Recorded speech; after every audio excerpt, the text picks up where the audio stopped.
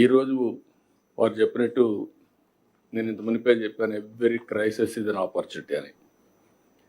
వచ్చిన 6 నెలల నుంచి ఎక్కడికక్కడ ఏ విధంగా పోవాలనో అటు డిప్యూటీ సీఎం కానీ, నేను కానీ, మంత్రులు కానీ అందరం వర్కౌట్ చేస్తున్నాం. ఇటీవల ఐటీ మినిస్టర్ అమెరికాకి వెళ్ళడం, ఓసారి మనం ప్రయత్నాలు చేస్తే ఇమ్మీడియట్గా ఫలితాలు రావు. చాలామంది ఫలితం వస్తేనే నేను మాట్లాడతాను అనే పరిస్థితిలో ఉంటాం. అది విశ్వసనీయత కాదు. ఎప్పుడు కూడా విశ్వసనీయత రావాలంటే నెట్వర్కింగ్, ఫ్యూచర్ని విజువలైజ్ చేయడం, దాని ప్రకారం పనిచేస్తూ ఉంటే వస్తుంది. అందుకే మొన్నే ఐటీ మినిస్టర్ గారు అమెరికాకు పోయినప్పుడు అందరినీ కలిసి అదే మరిగా గూగుల్ క్యాంపస్ కూడా వెళ్ళి వాళ్ళని రిక్వెస్ట్ చేశారు.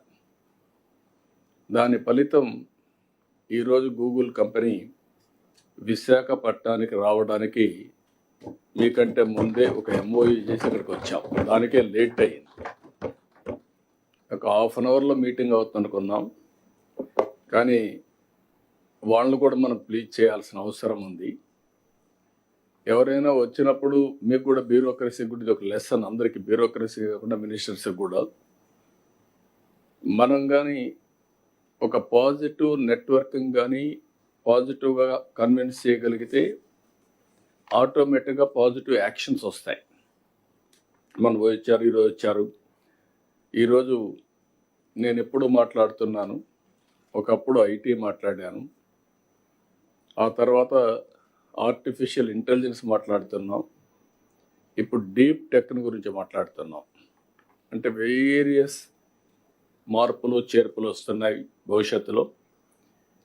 వారు ఈరోజు వచ్చినప్పుడు అగ్రిమెంట్ చేసుకునేది ఒక ఎంఓయూ చేశాం. We're looking at a big opportunity in AI. Signed an MOU with Google. This will help in huge development in Visakhapatnam. ఈరోజు వాళ్ళు వచ్చినప్పుడు అంటున్నారు, విశాఖపట్నం మీరు ప్రపోజల్స్ చెప్పిన తర్వాత వెళ్ళాం, ఫస్ట్ హ్యాండ్ కొంచెం సర్వే చేసుకున్నాం. మా లెక్క ప్రకారం one of the best city, we're totally impressed అనే పరిస్థితికి వచ్చారు.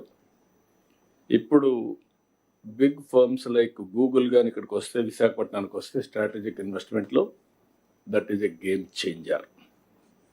ఎందుకు నేను ఈ మాట వాడుతున్నానంటే, డేటా సెంటర్ రాగలిగి అదే మరి artificial intelligence, machine learning, deep tech ఇవన్నీ కానీ ఉపయోగించగలిగితే ఇది గ్లోబల్కే, ప్రపంచానికి ఒక సర్వీస్ హబ్ కింద తయారవుతుంది. డేటా సెంటర్ వచ్చి, ఆర్టిఫిషియల్ ఇంటెలిజెన్స్ వచ్చి, అదే సమయంలో సీ కేబుల్ ఇవన్నీ కనెక్ట్ చేస్తే ప్రపంచానికి అనుసంధానం చేసే పరిస్థితి వస్తుంది.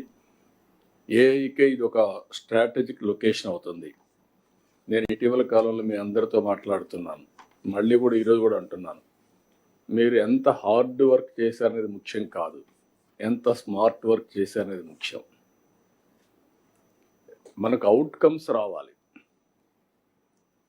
మనం కష్టపడి పనిచేస్తున్న ఫలితాలు లేకపోతే దానివల్ల ఏది రాదు.